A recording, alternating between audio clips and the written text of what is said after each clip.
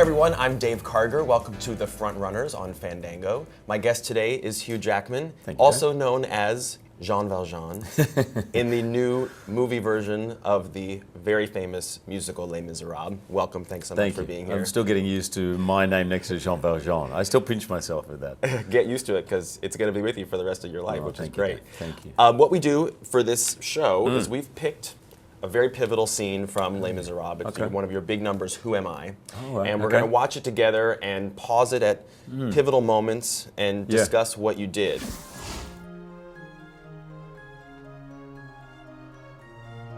Who am I? Can I condemn this man to slavery? Pretend I do not feel his agony. Now wait a second, do you remember the actual day of filming this? Do you remember? Absolutely. This particular part of the song was 2 weeks from the end, and Tom's racing to finish. So literally, okay, we're going to do that, Who Am I? So I remember it being quite chaotic, and I just literally just had to almost like meditate before, just be as still as possible so I didn't get caught up in that frenetic energy and just focus. And I thought it was a genius decision to actually film it in the reflection of the mirror, and he hangs on this for a long time. This innocent who bears my face, who goes to judgment in my place, who am I? Can I conceal myself forevermore? Pretend I'm not the man I was before. And must my name until I die be no more than an alibi? Must I lie? Would you have even done this movie if you had not been given the opportunity to sing all of it live? What if it had been a regular movie musical where you lip synced to something you had pre-recorded? I would have done it if Tom said we're going to do a version where we're all pretending to be clowns. I mean, literally, I was not giving up this opportunity. But from day one, it wasn't an option as far as Tom was concerned. He made a condition of doing it. And for me, it was, I mean, whatever difficulties, and of course there's difficulties, you have that fear every morning that you've got a cold or a sore throat. You wake up with I'm okay. So there was that, singing 14 hours a day, obviously different locations, sometimes top of a mountain, sometimes in a smoke-filled little candlelit room, wherever it was. What it gives you as an actor is the immediacy of just applying yourself to the thoughts and the words. And you can hear it, and you feel it. It's maybe not as pretty at times, but ultimately I think it just allows you into the story. How can I ever face my fellow man? How can I ever face myself again? My soul belongs to God, I know. I made that bargain long ago. He gave me hope when hope was gone. He gave me strength to journey on. Yeah. Was that in your mind choreographed, so every time you did a take you would do similar movements, just wherever the moment took you? Yeah. It was just completely free. What Tom would do is say, there's your letters, there's your life, there's your bearer bonds, action. You know, and it just meant we could do whatever. And see, what I love about this, it's that incredible moral dilemma. At the same time, the ticking clock of they're going to be here any second and I have to pack up my life. And great directors always put obstacles in the way of an actor. I mean, if the moral dilemma is not obstacle enough, you just added more to it. Great moment right here.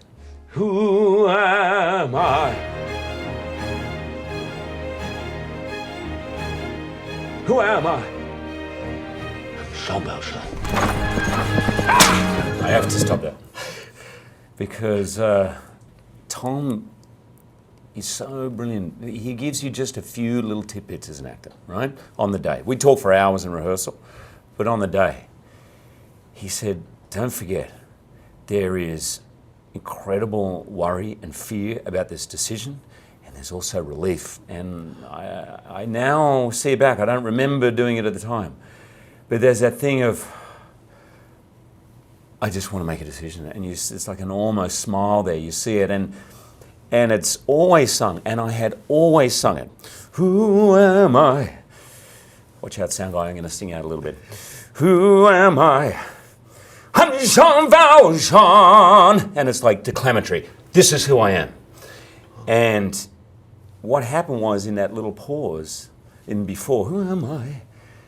Who am I? There's that almost peace that comes with I'm Jean Valjean. That's easy. And I had never done it before, but that was Tom just said, don't forget, there's a peace that comes with making a decision. And actually, I think it's far stronger than what I would have done, probably. Is that the only time you did it that way, do you think? Yeah. So I'm glad he chose that. Wow, I love that. So this is where now the set changes and Yes. it becomes much more involved. Yes.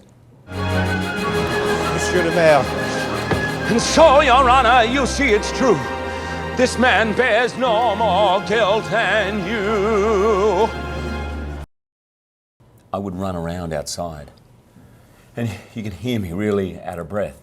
Now, if I was in a recording studio 3 months before filming, there's no way I would have even thought to have done that, you know? We wouldn't have made the decision we made. I would have thought in my head, I'm still going to be in the factory, and then we're going to cut to this last moment.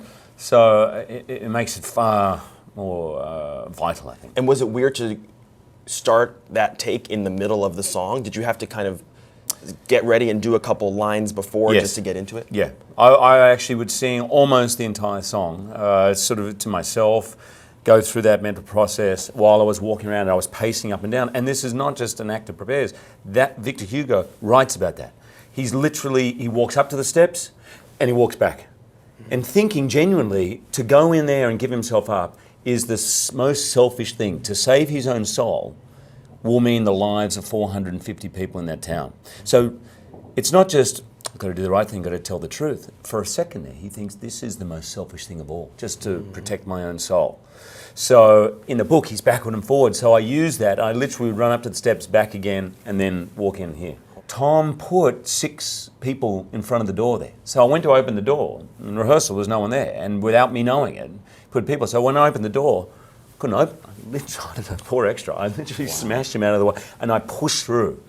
And it really gave that impetus. Big finish. Who am I? 2, 4, 6, or 1.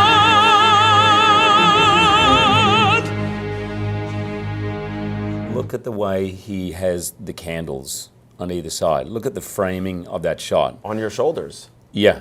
And as I watched it for the first time, I saw that and I didn't realize it. And I do a little shift to the left, which is an old singing trick. I don't know if you can catch me standing up. But normally we stand like this, right? I'll probably just shot off your set here, have I? Okay. So if you watch opera singers, it's about anchoring yourself down. And so I will often take a step either forward or back. And it gives you a wider base and you get to really anchor down. So you don't do all the work from here, you do it. So literally what I've done, as I take that breath for 24601 to get that space, I've done a shift to the left. But when I watch the movie, I'm like, oh, no. Because I've messed up his shot. You ruined the line of the candles. But then thankfully, somehow, as a fluke, I rock back into the shot. Oh my God. Okay, what's that note? I think it's an A. Yeah. It's the famous moment from The Thing.